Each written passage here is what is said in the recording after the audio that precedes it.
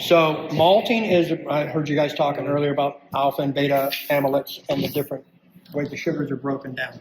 So we as mammals digestive tract, so we have those amylates to break down those sugars.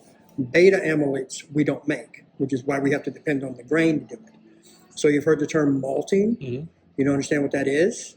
Explain it. So malting is, so a grain is really just a life support system for a baby plant.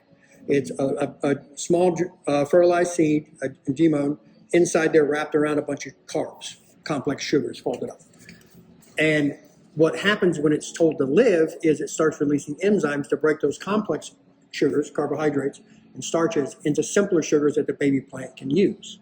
So what malting is you trick a grain, you're going to be a baby, go. And it starts doing the process of beginning to release those amylates to break down those sugars, and then we stop the process. Usually it's done with heat and oxygen deprivation. In rare cases, it's done with radiation. We don't use any irradiated grain. I don't think anybody does, but it does get done that way.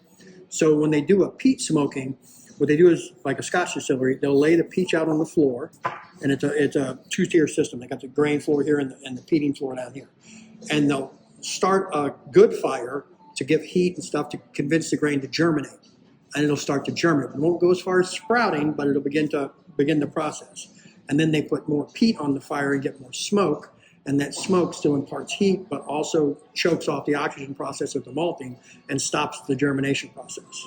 Wow. So that's what malting a grain is. Malting a grain is just basically using the internal mechanisms of the grain to begin breaking down the carbohydrates with beta amylates, because we don't make those. So when I see malted scotch, that's everything we just talked about. Yeah. So I honestly had no clue about that. That's fantastic. So all of the barley and wheat we use here is a malted grain. We don't use a malted corn because there's really no purpose to malt the corn. It's so high in other simpler sugars and carbs that we don't need to. We can break that out with alpha amylates, and we already get that ground. But the wheat, the barley that we get here are whole germ on grains, so we have to do all the grind and everything in-house.